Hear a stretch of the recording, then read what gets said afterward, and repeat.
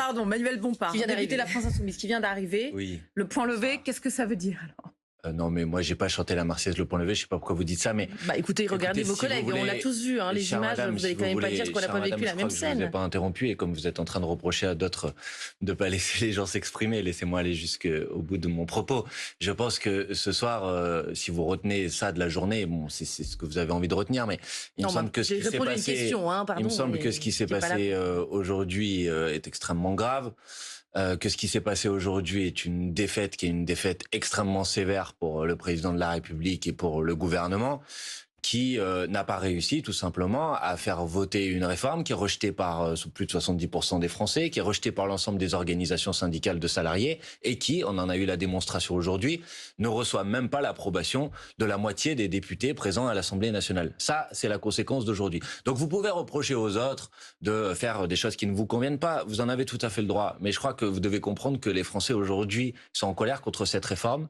Que contrairement à ce que vous avez dit dans la rue, c'est pas le chaos, c'est des manifestations extrêmement puissantes, extrêmement massives qui se passent de manière extrêmement calme, qu'il y a des mouvements de grève. On va y revenir et on a des images. Non, je parle pas. Que vous commenciez par ça, mais je vois que vous allez esquiver le sujet. Non, il y a quand même des mannequins à l'effigie du président de la République, du ministre du Travail, qui ont été brûlés. On pourra y venir si vous voulez, j'ai aucun problème sur ce sujet. Mais ce que je suis en train de vous dire, c'est que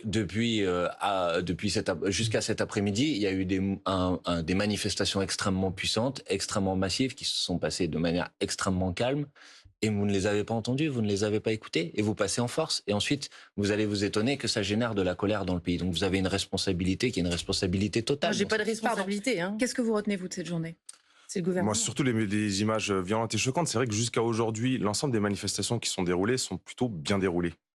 Sans violence extrême, à part l'épisode où on a eu tout au début l'effigie du ministre du Travail qui a été mis autour d'un ballon de foot par certains députés. Pour tout le reste, l'ensemble des organisations syndicales ont plutôt bien encadré les manifestations qui ont rassemblé plusieurs centaines de milliers de personnes dans plusieurs villes. La réalité, c'est que tout cela a été prédit par l'opposition de gauche, avec notamment, on se souvient, de la secrétaire d'Europe Écologie Les Verts. Vous retenez de cette journée, ce sont les violences dans la rue. Les violences dans la rue, les violences dans l'Assemblée nationale. Je suis désolé, mais ce genre de comportement, d'attitude violente, si vous voulez tout savoir, au moment où la Première ministre prend la parole, c'est ce qui avait été annoncé. Ils voulaient transformer l'Assemblée nationale en ZAD. C'est ce qu'ils veulent faire. Moi, je suis pas certain qu'au final, ça va leur faire profit. On va... Pardon, allez-y. Je me permets, monsieur, vous avez le droit de penser ce que vous voulez de ce qui s'est passé aujourd'hui à l'Assemblée nationale. Mais il n'y a eu aucune violence. Je veux dire, à un moment, il faut savoir, les mots, ils ont un sens. Se lever, et je le revendique et je l'assume, et chanter la Marseillaise dans l'hémicycle de l'Assemblée nationale, ce n'est pas un comportement violent. Le point levé. Vous trouvez ça violent? Le point levé, si vous voulez. Faisons attention aux mots. Ce n'est pas un comportement violent. Est-ce que vous trouvez ça violent? Alors pour vous, ça signifie quoi? Défendre la souveraineté C'est une populaire. signification politique marxiste. Défendre la souveraineté populaire. Non, pour vous, qu'est-ce que ça veut dire? C'est ce que je viens de vous dire. Ça a une signification politique marxiste et révolutionnaire. Et moi, je voudrais simplement rebondir sur ce qui a été dit par rapport à l'utilisation du terme violent. Je suis désolée. Depuis plusieurs semaines, nous avons sur le territoire des manifestations qui sont violentes. Parce que je considère que quand vous bloquez une université, alors à ce moment-là, n'importe quel blocage est violent. Le blocage est un outil de manifestations violentes.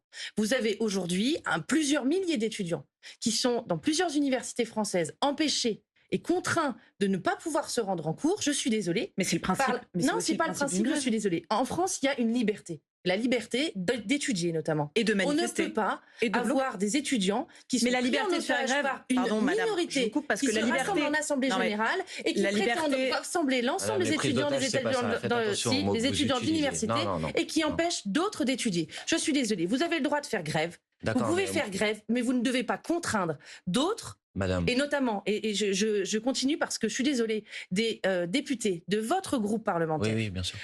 Qui appellent à faire des blocages bien sûr. Avec des outils numériques. Sur ce plateau devant vous. Je suis désolée, c'est très violent. C'est très violent. Si vous ne voulez pas l'entendre, c'est votre choix, mais c'est violent. Ils ne se sont pas passés dans la violence. Madame considère que c'est ce que vous dites qu'un blocage en tant que tel, c'est violent. Madame, moi je vais vous dire ce que je considère violent. Demandez à des gens qui arrivent à 60 ans avec le dos cassé de travailler 2 ans de plus. Mais c'est votre rhétorique, c'est votre rhétorique. On paye le poids de la réforme de 60 à 60 ans de Mitterrand. Vous avez le droit de ne pas être d'accord avec moi, mais soyez pas méprisant pour les gens qui manifestent. Je ne suis pas méprisante, je vous dis simplement ce que je conteste aujourd'hui. Et moi je vous dis ce que je trouve violent.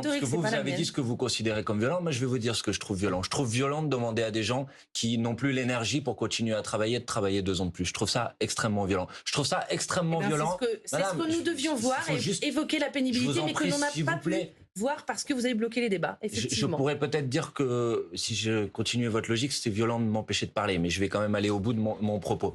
Je trouve ça extrêmement violent de passer en force une réforme qui est rejetée par plus de 70% des Français. Vous voyez avec le gouvernement. Je trouve ça extrêmement violent de rejeter une réforme qui est soutenue par 93% des actifs. Bah, d'accord, vous voyez avec le gouvernement. Vous demandez au gouvernement de retirer cette réforme ? Ah non, mais moi je ne demande pas à ce qu'il y ait donc je vois donc avec vous. Et comme députés Les Républicains, avec d'autres collègues, nous avons œuvré à ce que cette réforme soit plus juste et équilibrée. Non, visiblement pas tous. Vous l'auriez voté, pardon, vous l'auriez voté, oui, cette réforme-là, comme la plupart et comme un certain nombre de mes collègues du groupe Les Républicains.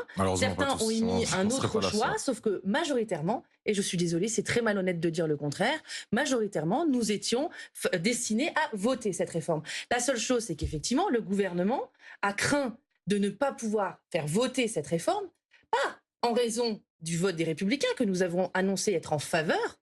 Ah bah, un peu quand même, en raison d'une démobilisation du clan de la Macronie.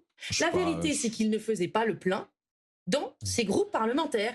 Un certain nombre de députés de la majorité présidentielle, proches d'Emmanuel Macron, Horizon, Modem et Renaissance. Y compris Renaissance. Et d'ailleurs, ils n'étaient pas tous présents dans l'hémicycle au moment où la première ministre... Oui, mais ils avaient délégué leur vote. Ont annoncé qu'ils voteraient soit contre, soit qu'ils s'abstiendraient.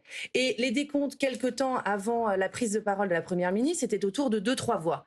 Et effectivement, on recense, y compris dans ma région, des députés qui avaient annoncé ne pas la voter. Qu'est-ce que vous dites que la majorité... C'est la raison de la non-mobilisation des proches d'Emmanuel Macron. Projette la faute sur vous ? Mais c'est les éléments de langage, je vais vous dire très clairement. Ce sont les éléments de langage de la Macronie depuis le déclenchement du 49-3. La vérité, c'est que la plupart des élus des Républicains allaient voter cette réforme, mais encore une fois, ils n'ont pas mobilisé leurs proches et donc ils n'ont pas pu la réalité, c'est la réalité, c'est que le groupe LR à l'Assemblée nationale a déconstruit un consensus qui avait été trouvé à la CMP et qui a été voté le matin même au Sénat. C'est ça la réalité, parce que si tout le groupe LR avait suivi la position de son parti, à savoir donner un vote favorable. C'est ce que je vous dis, c'est ce que majoritairement on allait faire. Sauf que le pointage n'était pas celui-ci, madame. Sinon, il y avait moins de à peu près 4 ou 5 députés de la majorité présidentielle qui allaient s'abstenir. Oui. On avait surtout... il manquait 4 voix ou 5 voix. Donc, un peu plus, mais c'est surtout plus de la moitié du groupe LR n'avait pas donné un vote, un retour favorable. Plus de la moitié du groupe a déclaré voter. Du côté de la majorité, vous ne dites pas tout ça pour ça. C'est-à-dire avoir donné des gages aux Républicains, y compris avant même l'arrivée du texte à l'Assemblée, modifier considérablement le texte pour plaire aux Républicains, et puis finalement...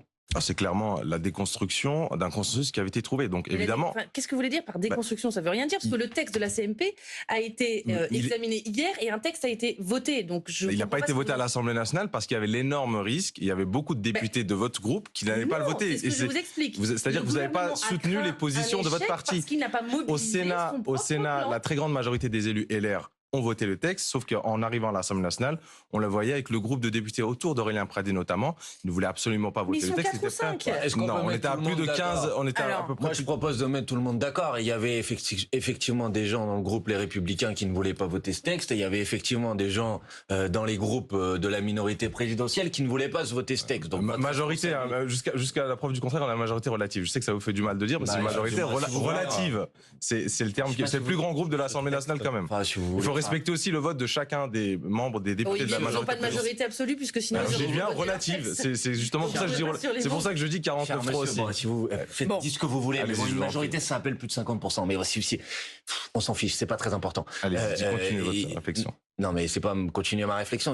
Manifestement, il y avait effectivement des Républicains qui n'allaient pas voter ce texte et des députés macronistes, si vous voulez, je les appelle comme ça, qui n'allaient pas voter ce texte puisqu'ils n'avaient pas de majorité. Donc, vous pouvez, si vous voulez, essayer de vous renvoyer la balle pour savoir lequel d'entre vous deux est les plus responsables de la situation dans laquelle on est. Je pense que si on veut être responsable et parler aux gens qui nous écoutent et pas uniquement entre groupes politiques, la question qui est posée, c'est qu'est-ce qu'on fait maintenant ? Donc, qu'est-ce qu'on fait maintenant ? Est-ce que vous tenez... C'est à vous. Qu'est-ce que vous faites demain ? Est-ce que vous votez la motion de censure ou pas ? Non, mais moi, je la vote. On y reviendra après. Avec laquelle? Avec le Rassemblement National? Vous votez laquelle? Vous savez très bien que je voterai pas ça. Je sais pas, dites-le, parce qu'aujourd'hui, c'est ce que vous voulez faire chuter le gouvernement, c'est ce qui va dans votre processus. Je vous confirme que, puisqu'on me pose la question, je vous confirme que l'objectif est effectivement de faire chuter le gouvernement. C'est pour ça qu'on dépose une motion de censure. Et nous travaillons avec le groupe Lyot à faire en sorte que ça soit une motion de censure transpartisane qui puisse avoir effectivement le plus de chances de gagner. Voilà. Avec le RN, donc.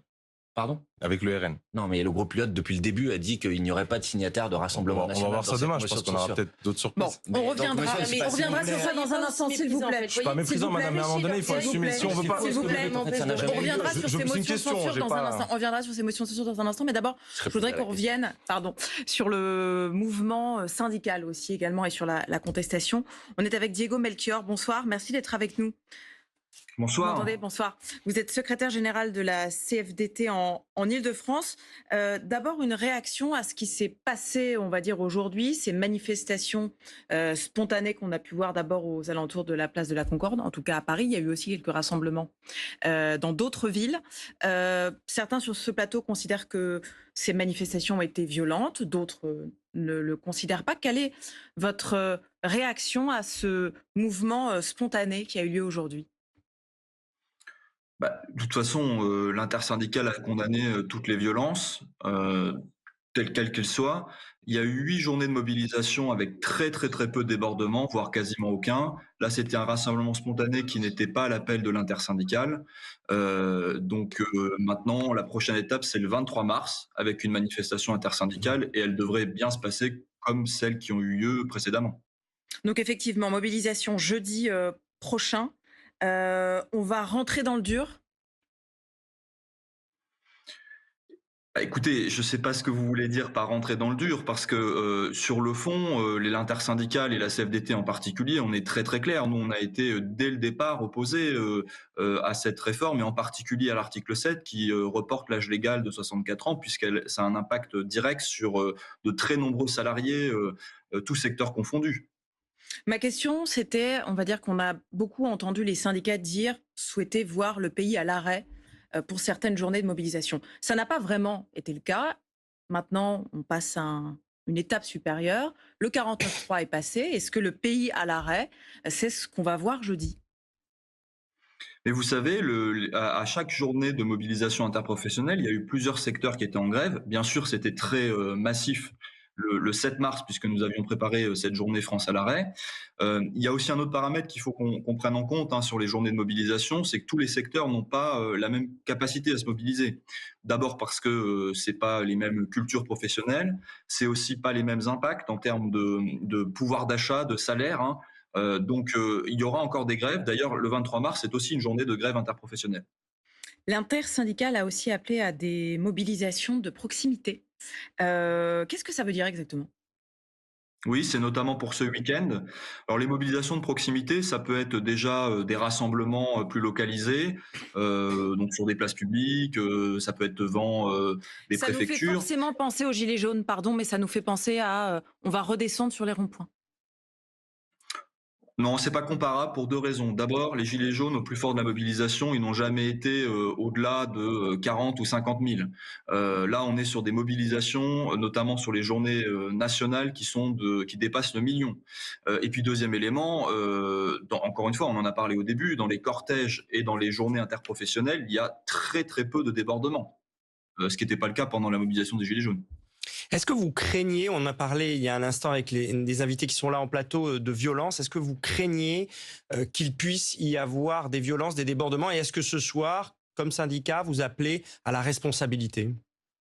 Bien sûr, c'est même écrit, la responsabilité et le calme, c'est écrit dans le communiqué intersyndical qui a été publié ce soir. Et encore une fois, je le dis, les organisations syndicales de salariés, les organisations syndicales de jeunesse ont des services d'ordre, ont la capacité d'assurer la sécurité des manifestants. Nous, ce qui compte, c'est une mobilisation massive qui se déroule dans le calme. Vous savez, vous l'avez peut-être vu, les cortèges sont très festifs quand c'est les journées organisées par l'intersyndicale. Donc, il n'y a pas de raison que ce ne soit pas le cas le 23 mars. Merci beaucoup, Diego Melchior, d'avoir répondu à nos questions en direct ce soir. On parlait il y a quelques minutes de ce mouvement spontané qui a eu lieu à Paris. Il y en a eu aussi en région, dans plusieurs villes, à Marseille, Rennes ou encore Bordeaux. On fait le point avec Charlotte Morin.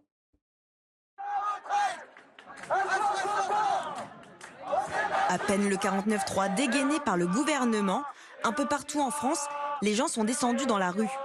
Comme ici à Rennes ou à Marseille, où ils étaient plusieurs centaines. En passant par Albi, où tous les leaders syndicaux étaient venus manifester le 16 février dernier.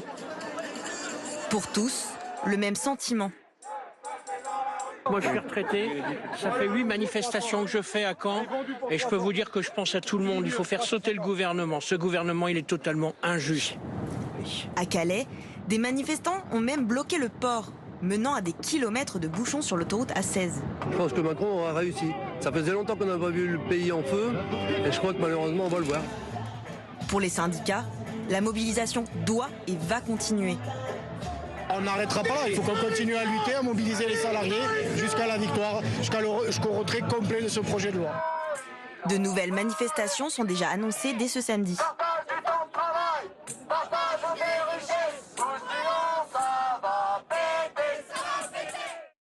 Est-ce que vous craignez qu'avec ce 49.3, Emmanuel Macron et son gouvernement ont, d'une certaine façon, allumé la mèche ? En tout cas, comme je le disais tout à l'heure, il y a eu 8 journées de mobilisation, les plus puissantes dans ce pays depuis 50 ans. Et ça, c'est pas seulement selon les chiffres des organisations syndicales, y compris si on prend les chiffres de la police. Et vous avez en face de ça un gouvernement qui n'écoute pas, qui fait la sourde oreille et qui aujourd'hui décide de passer en force parce qu'il n'a pas de majorité à l'Assemblée nationale. Donc moi, je souhaite que le gouvernement recule et qu'il recule rapidement.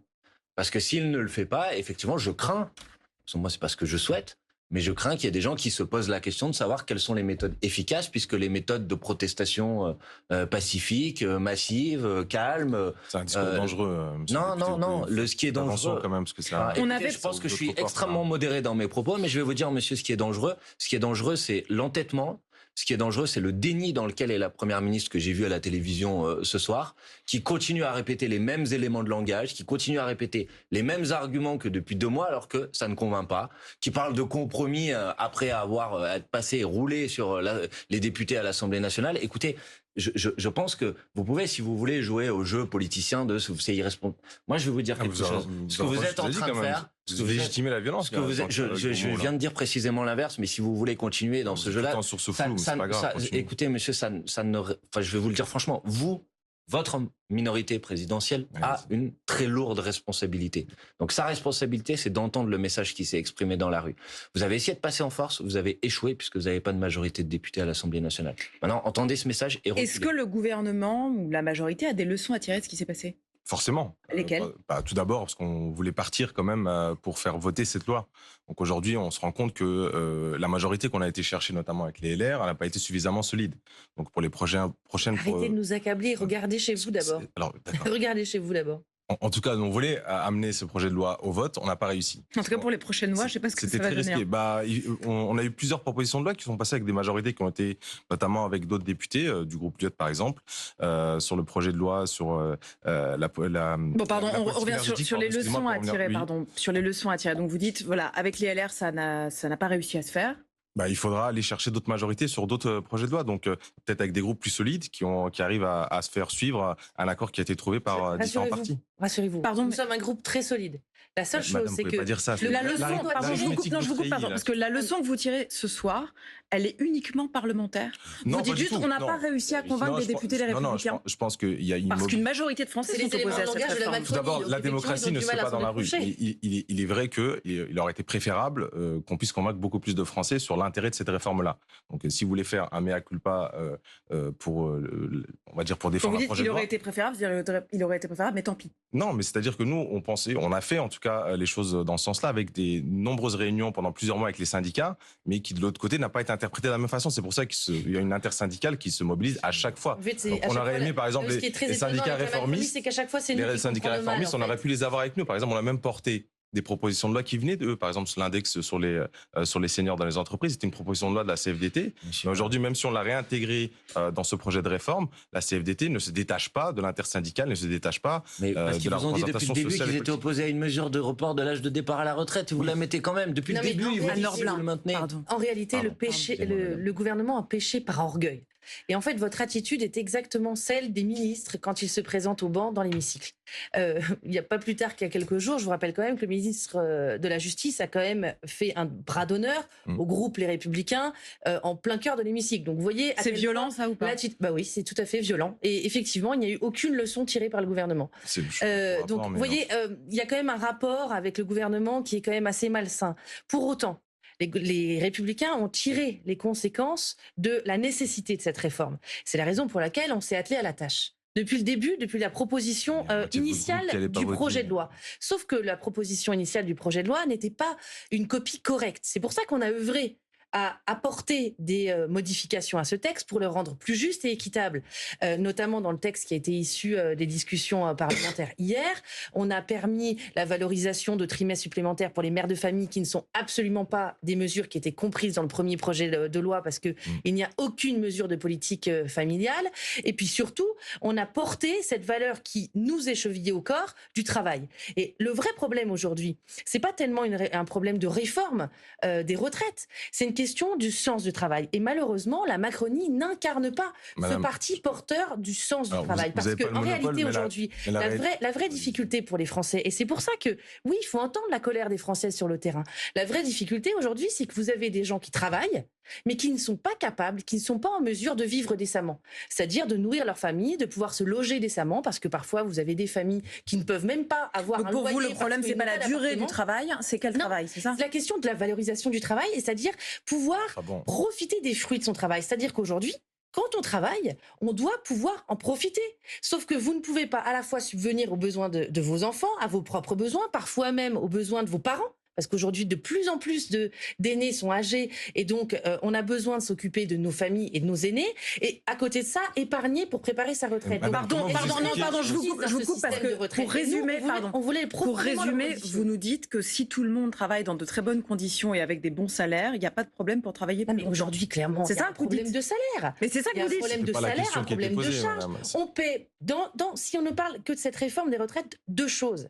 Le temps, la réduction progressive du temps de travail, la réforme à 60 ans du départ à l'âge à la retraite payée et mise en place dès l'arrivée de François Mitterrand au pouvoir, la mise en place des 35 heures, où on a fait croire aux Français, et d'ailleurs on l'entend aussi dans votre reportage, qu'il ne suffit que de diviser la charge de travail pour donner du travail à tout le monde et pour pouvoir avoir des revenus convenables. Vous n'avez pas l'impression que le regard sur le travail a changé? Mais si, que les gens et les jeunes générations ont envie aussi d'autres choses par moment? Mais la réalité aussi, c'est qu'on ne peut pas aujourd'hui financer et avoir une ambition pour tout un système social de solidarité tel que les retraites, parce que c'est, je crois, et les Républicains y croient profondément, c'est un système de solidarité intergénérationnelle. En 2017, vous étiez pour le report de l'âge. En 2022, vous étiez pour la création de valeur qui est à l'origine de tout financement de système social. Donc voilà, le sens du travail, oui, a été modifié, mais il faut vraiment en prendre compte pour pouvoir faire que les Français qui se lèvent tôt. Mais vous alliez la voter quand même, cette réforme? Oui, mais on a porté un certain nombre de propositions qui ont été reprises dans le texte. C'est la raison pour laquelle nos avancées, et c'est là où je trouve que les éléments de langage de la Macronie sont injustes et déloyaux. Les votes sont pas mal non plus, parce que madame, c'est un projet que vous aviez en 2017. En 2022, vous êtes contre aujourd'hui. On était partant pour voter cette réforme. Simplement, moi, je fais les comptes, tout simplement. Faites les comptes, tout simplement, quand vous ajoutez 35 députés, voilà, ce qui est à peu près plus de la moitié du groupe Les Républicains, à l'ensemble des députés des groupes proches de la Macronie, eh ben vous passiez la retraite. Mais si vous aviez le courage, si le Premier ministre avait eu le courage d'aller au vote, et il n'a pas eu ce courage.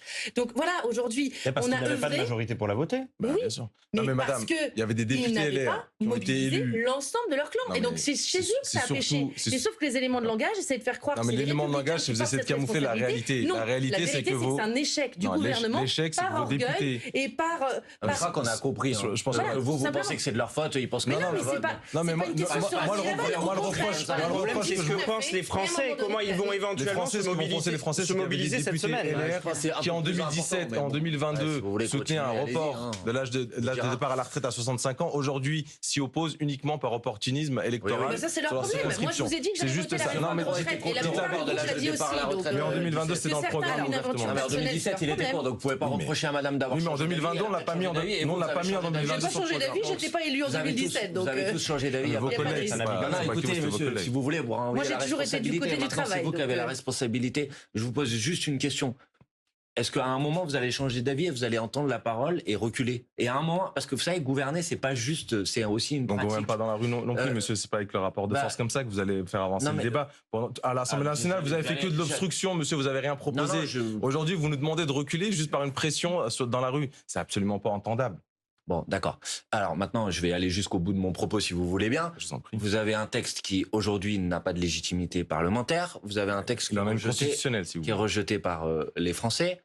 Donc, vous pouvez effectivement toujours vous entêter. Vous pouvez toujours vous entêter, continuer, dire en fait, on est les meilleurs, on a tout compris et juste les gens ils sont bêtes et ils ont rien compris. Bon, ça c'est ce que manifestement vous pensez. Vous pouvez continuer à le faire. Mais au bout d'un moment, ne vous inquiétez, ne vous étonnez pas qu'ensuite c'est des conséquences, qu'il y ait de la colère, qu'il y ait du dégoût, qu'il y ait des gens qui se disent ça sert à rien d'aller voter parce que la fois d'après de toute façon ils en font qu'à leur tête. Essayez d'entendre ce message. C'est quoi que vous nous reprochez, d'appliquer notre programme? Non, je vous reproche. Le président est élu sur cette réforme-là. On l'applique et vous nous reprochez ça, c'est ça? Alors d'abord, vous savez très bien, si vous êtes un petit peu honnête sur ce plateau, que les gens n'ont pas voté pour Emmanuel Macron au deuxième tour de l'élection présidentielle en adhérant au projet de reporter l'âge de départ. Oui, c'est ça. Au deuxième tour, on élimine. Pourquoi vous regrettez ce choix? Vous aurez préféré voter peut-être pour Marine Le Pen, qui c'est pas la réforme des retraites. Intéressant. Je ne sais même pas ce que j'ai voté, ça ne vous regarde pas. Ça ne me regarde pas, mais je veux dire politiquement. Est-ce que vous avez une majorité est-ce que vous pensez que vous avez un mandat? C'est pas une majorité de conviction de la part des Français. Vous le savez très bien, tout le monde le sait. Arrêtez avec ce cirque. Vous savez très bien que vous n'avez pas un mandat populaire pour réformer l'âge de départ à la retraite à 64 ans. Et pour une raison très simple, c'est que si vous l'aviez, il n'y aurait pas une telle opposition dans le pays aujourd'hui. Donc vous pouvez vous entêter et continuer. Vous pouvez, mais ça aura des conséquences. Ou alors vous pouvez dire, bon c'est vrai, nous, on vous demande pas de changer d'avis. Vous pouvez dire, moi je pense toujours qu'il faut reporter l'âge de départ à la retraite, mais manifestement j'arrive pas à convaincre et les gens sont opposés. Et la position raisonnable. Et je pense que vous pouvez tous l'entendre, quelles que soient vos étiquettes politiques. Je vais même vous dire, madame, vous pouvez l'entendre aussi. Parce que moi je me rappelle qu'en 1995, c'est un premier ministre de droite qui a reculé. Que je me rappelle qu'en 2006, sur le contrat première embauche, c'est un président de la République, Jacques Chirac, qui était un président de la République de droite. On vous dit pas de changer d'avis. On vous dit, entendez le message. Et si on veut être raisonnable, on peut des fois dire, bon c'est vrai, on n'a pas réussi à convaincre, on recule et on rediscute. Voilà. Je pense que c'est un message raisonnable qui peut être entendu assez largement. La grosse différence entre, vous voyez, moi je partage rien, très peu de choses avec vous. Mais vous le savez, on a suffisamment ces débats dans l'hémicycle. Mais la vraie difficulté, c'est qu'en fait, depuis les élections de tous ces députés de la NUPES, moi j'aimerais bien savoir, et il faudrait le dire aux Français, qu'est-ce que vous avez apporté de manière très concrète aux Français en matière de réforme. Vous voyez, parce que sur le pouvoir d'achat, vous nous avez fustigé pendant des heures et des heures. Nous, on a permis à ce qu'il y ait des prix à la pompe qui soient plus bas pour les Français. Et vous nous avez suffisamment accusés de travailler à cette réforme et de voir avec le gouvernement. Si vous voulez, on fera un bilan. Ce que dit madame, pour résumer, elle dit à part faire du bruit à l'Assemblée, qu'est-ce que vous faites? C'est la question qu'elle vous pose. Voilà, arrêtez. Madame, utilisez pas des expressions, je sais même pas si vous savez ce que ça veut dire.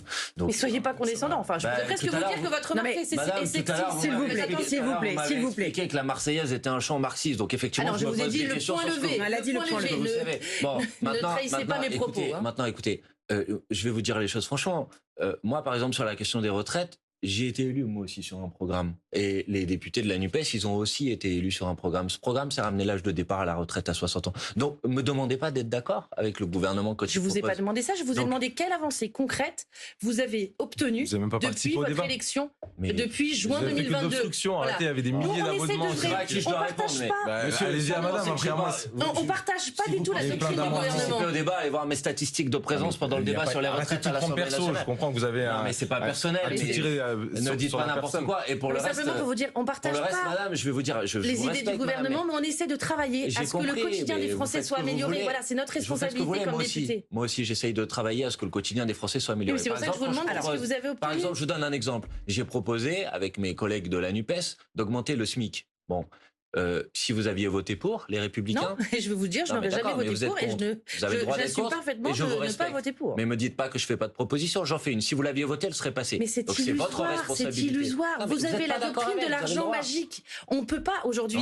Et le problème, c'est qu'il faut regarder la réalité en face. Pourtant, il y a un problème de salaire dans le pays, vous l'avez dit tout à l'heure. Il y a un problème de salaire, mais il y a un problème de salaire parce qu'aujourd'hui, moi je vais vous dire très clairement les choses telles que je les vis sur le terrain. Parce que moi, quand je vois des gens qui viennent me voir, et je vais vous livrer une anecdote, ça va peut-être vous surprendre, J'ai la semaine dernière, parce que je fais souvent des visites de terrain dans mes communes, vous voyez, c'est les gens qui peuvent me rencontrer parce que ils ont besoin de me parler. C'est très bien. Et dans tous mes villages. Et il y a un menuisier qui est venu me voir et qui m'a dit, vous savez, Madame la députée, je suis opposée à cette réforme. Bon, bah, il est opposé, j'imagine comme vous. En fait, il m'a dit, vous savez pourquoi? Parce que moi, j'ai travaillé jusqu'à 73 ans. Et aujourd'hui, 64 ans, c'est pas suffisant. On doit aller plus. Et en tout cas, on doit nous permettre de travailler plus si on le souhaite. Il est minoritaire. Et ben vous voyez, mais non, il n'est pas minoritaire. Les Français, ils veulent travailler. Les Français sont des personnes courageuses. La seule difficulté aujourd'hui, vous avez vu les sondages quand même sur la réforme des retraites et sur l'âge de départ. Mais non, mais aujourd'hui, la réalité, c'est pas qu'ils ne veulent pas travailler. Les Français, ils ont compris. Ils ne veulent pas travailler comme ça. Et je suis pas comme, je suis clairement pas de gauche parce que je ne considère pas que le travail soit source d'asservissement. Voilà. Je pense profondément. Mais qu'est-ce que vous voulez dire? Non, mais qu'est-ce que vous voulez dire concrètement? Pardon, mais qu'est-ce que vous voulez dire? Qu'est-ce que vous voulez dire? Qu'est-ce que vous voulez dire? Le travail est source d'épanouissement, simplement. N'importe quel travail? Mais bien sûr. Dans n'importe quelle condition. Mais bien, il n'y a pas de sous-travail, pardon. Il y a des travaux, non, mais on ne parle pas de sous-travail, mais on parle d'épanouissement. Je ne suis pas sûre que des travaux extrêmement pénibles soient source d'épanouissement. Bah écoutez, on peut toujours trouver un sens à son travail. Je suis désolée. Il n'y a pas que des travaux comme ça. Continuez. Non, je suis désolée. Il y a des travaux qui sont plus difficiles que les autres. Vous parlez, ça met encore les gens dans la rue, ça me va, mais si vous voulez, mais sauf qu'à un moment donné, il faut entendre que ce que vous prêchez depuis des années, ça ne fonctionne pas. Et qu'en vérité, c'est pour ça que je vous pose des questions. Non, mais je vous pose des questions de savoir ce que vous avez obtenu très concrètement. Très concrètement, aujourd'hui, dans les universités, vous appelez à bloquer les universités alors que vous voyez qu'il y a un gros problème d'orientation et d'insertion professionnelle pour les étudiants. C'est votre problème. Sauf qu'aujourd'hui, c'est gâcher leur avenir de faire ça. Mais c'est votre doctrine. Simplement, moi, ce que je veux dire, c'est que je pense, et profondément, que les Français sont des gens courageux qui veulent travailler. Le gros problème dans ce pays, c'est qu'aujourd'hui, on bride toutes les initiatives et on empêche les Français d'avoir le fruit, de percevoir le fruit de leur travail. Quand vous avez autant de taxes, autant d'impôts, et c'est souvent d'ailleurs ce que demande la gauche, toujours des taxes, toujours des impôts, les Français sont sous une chape de plomb et ne peuvent pas... encore d'autres dans la liste, c'est la réalité. C'est la réalité. À chaque fois que vous proposez quelque chose, vous proposez un impôt. Le SMIC, c'est des taxes sur les entreprises. Les chefs d'entreprise aujourd'hui, les TPE, les PME, c'est eux qui font notre économie. À quel moment j'ai proposé de taxer les TPE et les PME, madame? C'est eux qui créent des valeurs, c'est eux qui créent des emplois. C'est eux qui créent des emplois. Et aujourd'hui, vous ne faites que leur taper dessus. On ne va pas refaire un débat sur ça, s'il vous plaît. Les chefs d'entreprise, ils ont une vraie plus-value pour l'économie de ce pays. Il faut les soutenir et les accompagner et pas les briser. S'il vous plaît, on va revenir aux retraites. S'il vous plaît, on va revenir aux retraites. Non, mais je comprends, mais s'il vous plaît, le débat. Pas parler longtemps. En 5 secondes. Vous dites n'importe quoi, je n'ai jamais proposé ça. Donc, par contre, une taxe sur les super profits des très grandes entreprises, je l'ai proposé. Mais ça touche pas les personnes dont vous êtes en train de parler. Donc un peu de sérieux dans le débat, sinon ça sert à rien. En général, quand vous votez une taxe à l'Assemblée, ça touche toutes les entreprises françaises. C'est d'ailleurs le gros problème. Vous pensez toucher que le 440, mais vous visez aussi les s'il vous plaît, je vous propose un petit temps calme. Que va-t-il se passer à l'Assemblée dans les prochains jours? Cassandre Mallet, vous êtes avec nous pour nous expliquer tout ça. D'abord, il y a le dépôt des motions de censure. Eh bien oui, face à ce passage en force du gouvernement, il ne reste qu'une solution pour l'opposition, c'est la motion de censure. Les groupes politiques ont donc 24 heures pour en déposer une. Ils ont donc jusqu'à vendredi 15h20, sinon le texte sera considéré comme adopté. Alors une fois la motion de censure déposée, il faut la voter, ce qui devrait être le cas lundi prochain. Si l'une d'entre elles trouve la majorité absolue dans l'hémicycle, eh bien le gouvernement devrait démissionner. Où est-ce qu'on en est ce soir de ces motions? Eh bien, c'est la patronne du Rassemblement national, Marine Le Pen, qui a été la première à avoir annoncé le dépôt d'une motion de censure contre le gouvernement d'Elisabeth Borne, estimant qu'elle ne peut pas rester à Matignon. Alors, on le sait déjà, du côté de la NUPES, on y réfléchit aussi, que ça soit la France Insoumise ou encore les écologistes. Mais la motion de censure qui inquiète le plus le gouvernement, c'est celle du groupe de Lyotte. C'est un petit groupe centriste qui œuvre et travaille dans les coulisses depuis plusieurs jours pour proposer une motion de censure qui est transpartisane et qui du coup pourrait agréger les oppositions. Où est-ce qu'elle aurait une chance de passer? Eh bien, c'est sans doute aux Républicains à qui il faut poser la question, puisque sans eux, il paraît difficile d'atteindre une majorité absolue qui est de 287 députés en ce moment. En tout cas, le président des Républicains, Éric Ciotti, a déclaré que les députés LR ne déposeront aucune mention et n'en voteront pas. Mais certains d'entre eux ont déjà annoncé qu'ils ne suivraient pas forcément cette consigne. Alors, combien seront-ils? Il est difficile de le dire pour le moment. En tout cas, ce qui est sûr, c'est que les calculettes devraient être de sortie ces prochains jours. Merci beaucoup, Cassandre. Anne-Laure Blin, qu'est-ce que vous souhaitez pour la suite des événements à l'Assemblée ? Écoutez, voilà, Éric Ciotti l'a dit, le groupe Les Républicains ne déposera pas de motion, il n'en votera pas. Voilà, il faut que cette réforme aille jusqu'au bout, il faut que les choses avancent. On a apporté notre pierre à l'édifice pour rendre le texte plus juste. Maintenant, la poursuite du travail parlementaire va se dérouler. Mais encore une fois, moi, je regrette que le gouvernement ait utilisé le 49.3 parce qu'il aurait eu le courage d'aller au vote. Ça aurait eu bien plus de sens. Vous pensez qu'il serait passé ? Ça ne serait pas passé. Vous l'auriez regretté. Mais ils auraient mobilisé leur camp on aurait pu faire passer cette réforme. Voilà, tout simplement. Aujourd'hui, ils préfèrent utiliser une disposition de la Constitution. Voilà, moi je considère pas, pardon, mais que ce soit un passage en force parce que c'est un objet constitutionnel, tout simplement. Voilà, le gouvernement peut et a la possibilité de prendre la responsabilité sur un texte. En revanche, là où c'est contestable, et c'est là où ce petit jeu Renaissance, Macronie et NUPES, et d'ailleurs on l'a vu même dans l'hémicycle cet après-midi. Mais oui, parce que votre démonstration de force avec la présidente de l'Assemblée qui assiste un peu démunie à ce qui se passe dans l'hémicycle alors que vous êtes en train de vociférer, en train de brandir vos affiches, on voit bien à quel point les débats se sont enlisés à l'Assemblée, on vous a laissé pendant des heures et des heures nous rabâcher. La dernière journée, c'est la Macronie qui est quand même à la tête de l'Assemblée. Mais laissez-moi terminer simplement sur l'utilisation du 49.3. Moi, simplement, ce que je veux quand même dire, c'est qu'il faut quand même bien comprendre que l'usage du véhicule législatif qui a été celui qui a été utilisé par le gouvernement, c'est-à-dire, alors c'est un peu technique, mais le projet de loi de financement de la sécurité sociale, projet de loi rectificatif, pour faire passer cette réforme des retraites n'est pas anodin. Parce que ça lui permet justement d'utiliser ce fameux 49.3 sans finalement griller sa cartouche de 1 par session. Car c'est une loi budgétaire. Voilà, étant donné que c'est une loi budgétaire, elle peut utiliser certains artifices. Donc voilà, cette disposition constitutionnelle. C'est pas nouveau ça. Non, c'est pas. Oui, pas nouveau. Que le Conseil constitutionnel soit d'accord d'ailleurs sur tous les aspects de ce. C'était un véhicule législatif qui avait été anticipé. Donc moi, ce que je trouve un peu artificiel dans cette communication du gouvernement, c'est qu'ils ont attendu la dernière minute. Quand même, il faut se rappeler de ce qui s'est passé dans l'hémicycle tout à l'heure. C'en est même très méprisant pour le Parlement. Je termine juste là-dessus. Parce qu'ils sont arrivés 15 minutes en retard. Oui, mais ils sont arrivés 15 minutes en retard. Parce qu'ils ont fait un conseil des ministres à la dernière minute. Ça, c'est vrai. Elisabeth Borne a ouvert la séance. Il n'y avait aucun membre du gouvernement. Donc, c'est relativement méprisant à l'égard du Parlement. Et c'est pour ça que c'est leur vrai échec. Parce qu'ils ont passé des semaines, des mois à mépriser les parlementaires. Il y a des choses qui auraient dû avancer. Il faut écouter aussi les autres parties, madame. On a compris. C'est là où il y a une complicité. S'il vous plaît. Et là, vous pouvez parler de mépris autant que vous voulez. La réalité, c'est que le président de votre groupe avait dit que si un seul des députés LR votait contre la réforme, il serait exclu du groupe. On va voir demain s'il y a des députés LR qui vont voter la motion de censure, est-ce qu'ils sont exclus ou pas? Parce que le discours d'Aurélien Pradié, qui fait la danse du ventre aux motions de censure d'extrême droite et d'extrême gauche, il est extrêmement dangereux, madame. Et c'est ce que je vois aujourd'hui, c'est que vous essayez de camoufler. Le président du parti, c'est Éric Ciotti, le président du groupe, c'est Olivier Marleix. C'est pas du tout ce qui s'est passé aujourd'hui. Si c'était le cas, la grande majorité des députés LR auraient voté, et c'était absolument pas le comptage.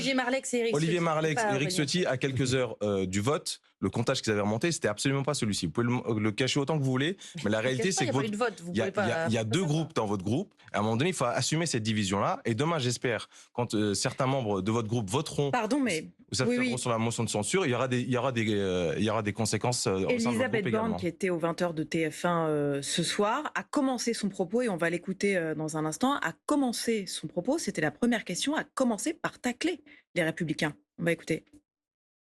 Ce sont les éléments de langage de la Macronie, c'est ce que je vous disais tout à l'heure. Vous avez chacun vos éléments de langage. C'est des faits concrets. Pas du tout. Moi, ce que je vous dis, c'est ce que je pense sincèrement.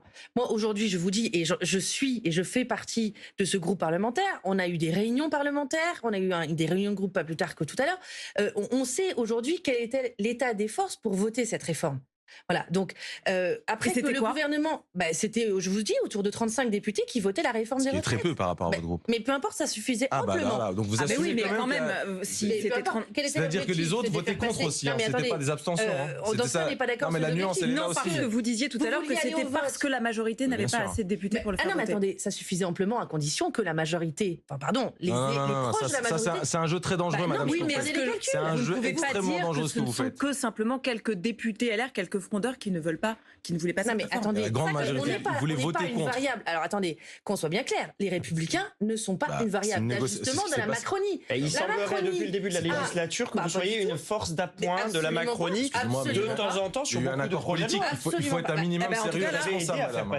Ce qui est certain, c'est que nous sommes un groupe politique clé, effectivement, et que en fonction de nos convictions, en fonction de l'intérêt de la France et par rapport à notre responsabilité, vous étiez pour le report de l'âge de départ, vous étiez pour la réforme, et certains d'entre vous, par posture, ne votaient pas pour. A voté et aurait voté cette réforme si nous étions allés au vote. Simplement, vous êtes divisé, vous n'êtes plus un parti de gouvernement, assumez-le, c'est tout. Si vous voulez, c'est tout. La réalité, c'est pas si vous voulez, c'est que c'est la réalité. Nous ne sommes pas au gouvernement, nous ne sommes pas la variable d'ajustement de la Macronie. S'ils n'ont pas réussi à aller au vote, c'est qu'ils n'ont pas réussi à rassembler leurs propres troupes. Et ensuite, nous avions dit que la majeure partie des députés des Républicains allaient voter cette réforme. Donc après, c'est le choix du gouvernement. Mais ils n'ont pas la majorité absolue nous ne sommes pas au gouvernement, voilà, tout simplement. Mais ils n'ont pas la majorité absolue de toute façon. C'est pour ça que je vous dis. Donc il fallait d'autres personnes. Il fallait donc qu'ils rassemblent d'abord leurs propres troupes. Comment voulez-vous arriver à convaincre notamment des Républicains? On comprend mieux les difficultés depuis hier soir.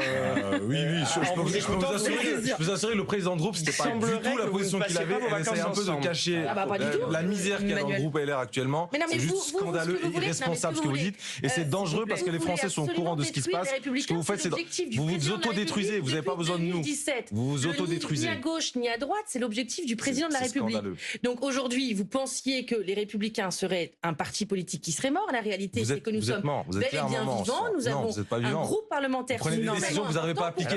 Non, mais alors pardon, mais vous pouvez pas dire que le parti est mort. Non, vous pouvez pas dire ça. Faire un accord sur une réforme aussi importante, ne pas réussir à l'assumer dans son groupe à l'Assemblée nationale, si c'est pas une mort cérébrale, je sais pas ce que c'est. Enfin, pour un surtout parti, sur une proposition. Pour un parti mort, ils nous ont bien embêtés. Pardon, mais ils nous ont bien eu. Ils nous ont bien eu.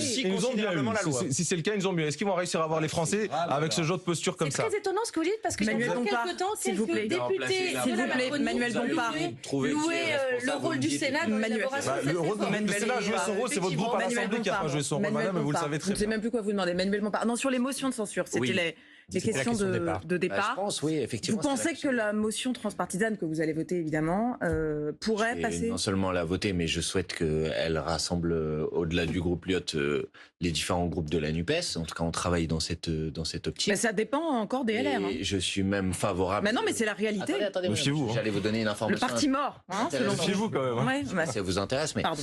Je suis. Moi, je vous ai rien fait, moi. Pour le coup.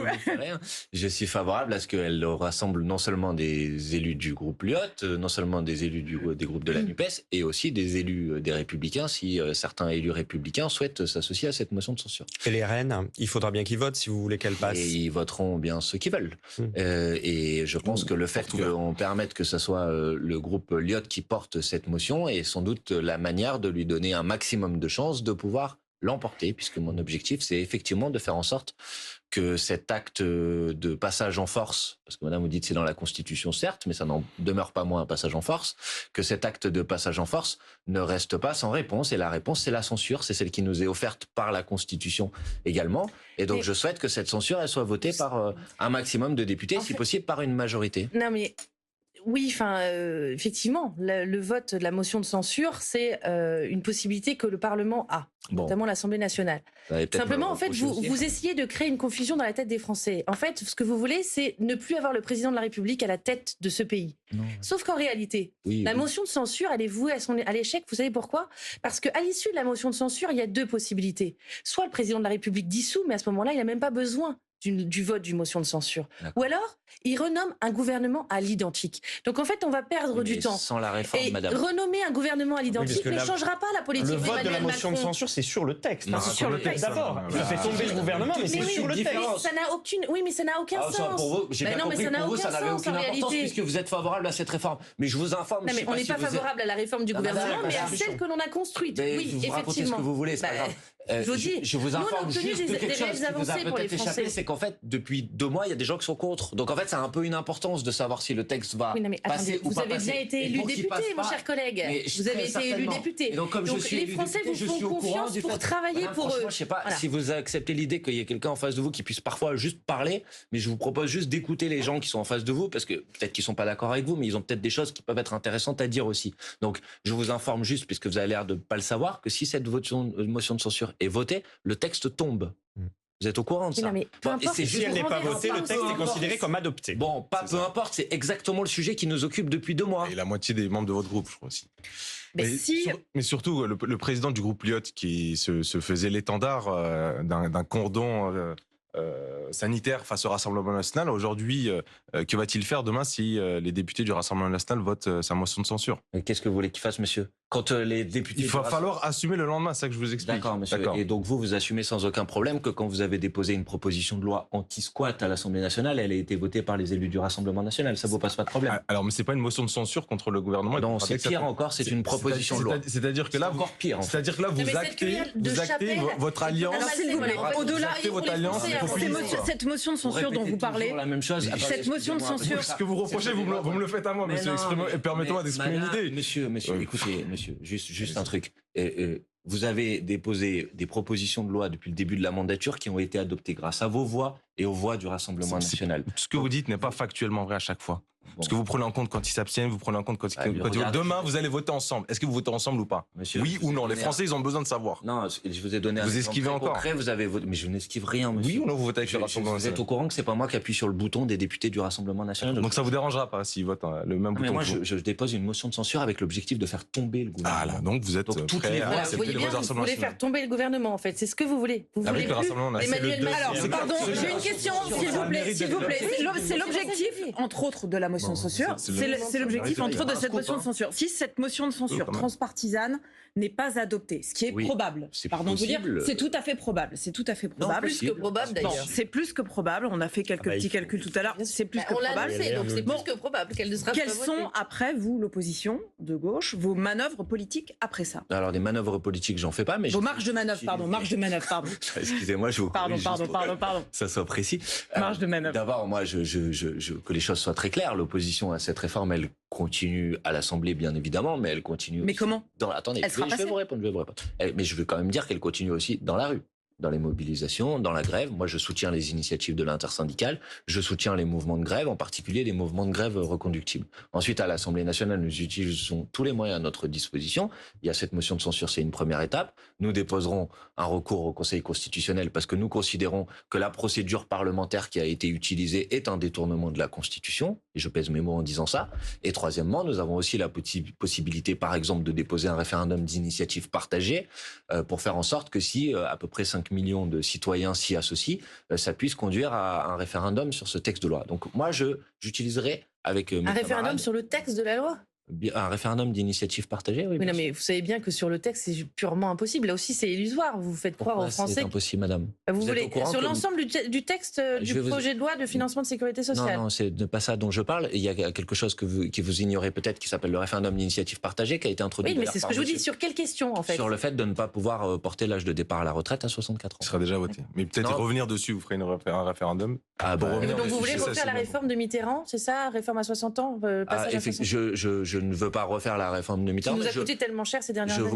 Je vous confirme que je défends le retour de l'âge de départ à la retraite à 60 ans. Je le défends, je l'assume, et je vais vous dire quelque chose qui va vous inquiéter, vous embêter peut-être. C'est une proposition qui est soutenue par une majorité des Français. C'est les sondages qui le disent. Mais moi, je ne gouverne pas avec des sondages. Vous savez, parfois, il y a des réformes qui sont impopulaires, mais qui sont nécessaires au pays. Oui, après, si vous assumez le fait de dire aux Français que les pensions de retraite vont baisser, ou alors que les cotisations vont augmenter, c'est votre choix. Mais voilà, à un moment donné, il faut quand même. Non, mais soit vous défendez un autre système de retraite, tel la retraite par capitalisation, qui était un projet du président de la République, qui a été mis en échec sous le mandat précédent. Que j'ai toujours combattu. Soit vous défendez, que vous avez combattu, sauf que vous l'avez combattu. Mais vous êtes contre aussi la fin des régimes spéciaux, notamment dans la fonction publique. Et dans la fonction publique, très étonnamment, il y a une mise en place de capitalisation. Donc c'est là où il y a quand même quelques divergences. Je vais vous dire, madame. Oui, mais c'est là où je vous dis qu'il y a quelques divergences dans ce que vous pensez. Mais simplement, si vous assumez de dire aux Français que demain le système sera mort, dans ce cas, dites-leur. Oui, mais soyez honnêtes. Soyez honnêtes avec eux, tout simplement. Oui, peut-être qu'aujourd'hui, c'est difficile. Je vais être très difficile honnête, parce que la conjoncture économique est difficile. Non, mais voilà, Ergun Toparslan, est-ce que le président de la République doit s'adresser aux Français? Il l'a déjà fait, il essaie de travers un courrier.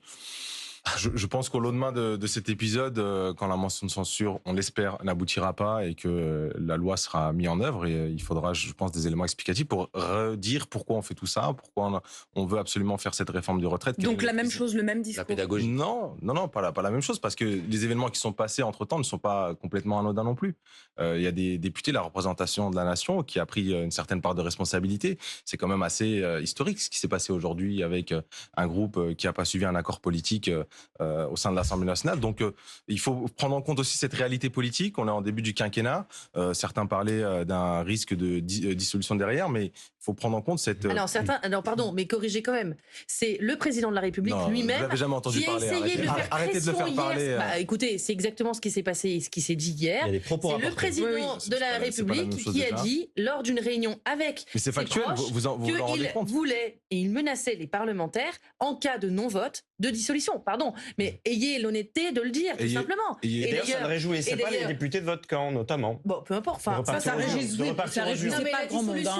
La dissolution, c'est une disposition constitutionnelle. Le président de la République peut l'activer quand il le souhaite. Simplement, je veux quand même dire que le président de la République a fait des pressions par le biais de cette rumeur de dissolution, comme le gouvernement a tenté aussi de faire pression sur les parlementaires pour qu'ils votent. Donc, à un moment donné, il faut juste assumer. Voilà. Il faut assumer surtout que sur des positions que vous portiez, sur lesquelles vous avez été élu, à un moment donné, il faut rester humble. Vous voyez, la politique, c'est quelque chose de humble. C'est dans les deux sens. C'est dans les deux sens. La motion de censure n'est pas adoptée. Si les motions de censure ne sont pas votées, est-ce que, pour autant, Elisabeth Borne peut rester à Matignon? Manuel Bompard. Personnellement, je ne le crois pas. Je pense qu'elle n'a plus de légitimité pour conduire la politique de la nation. Moi, je pense que oui. Mais attendez, s'il vous plaît. Pardon, on m'a donné la parole. Pardon. Donc, du coup, allez-y.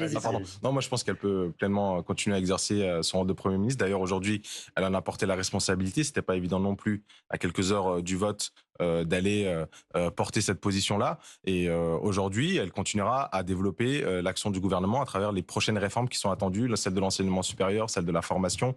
Il y a la loi immigration. Ça risque de pas être facile. Ça va pas être facile, mais on sait que c'était pas facile. Donc on peut s'attendre, à aucun changement politique, aucun remaniement, aucun changement ni de discours, ni rien du tout. Clairement, ce qui revient au président de la République, c'est très compliqué de s'aventurer sur un terrain comme celui-ci. Mais aujourd'hui, effectivement, pour déployer l'action du président, il faut l'équipe la plus prête et la plus amène à aller chercher des majorités.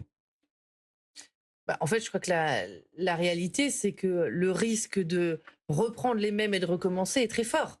Voilà, et la réalité, c'est qu'il va très certainement, que ce soit Elisabeth Borne ou quelqu'un d'autre, reprendre des personnalités pour refaire un gouvernement, mais qui mènera la même politique. Donc moi, je pense vraiment qu'il faut que le gouvernement entende ce qui se passe dans le pays, reste modeste et humble.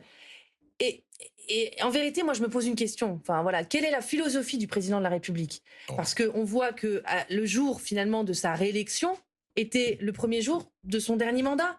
Et donc aujourd'hui, moi, quand je vois la situation du pays, les créations de tensions qui sont aussi celles de ses maladresses ou alors de ses souhaits, je me demande s'il ne cherche pas en vérité le chaos. Mais vous ne voyez pas ses réussites aussi, c'est ça votre problème. Et donc il faut avoir le sens de la responsabilité et œuvrer de manière à apaiser le pays. Voilà, tout simplement. Et il faut écouter. Et on entend que ça se passe pas très bien dans le pays. Voilà, il y a des difficultés. Il faut simplement les résoudre et s'atteler à la tâche et pas rester campé sur ses positions.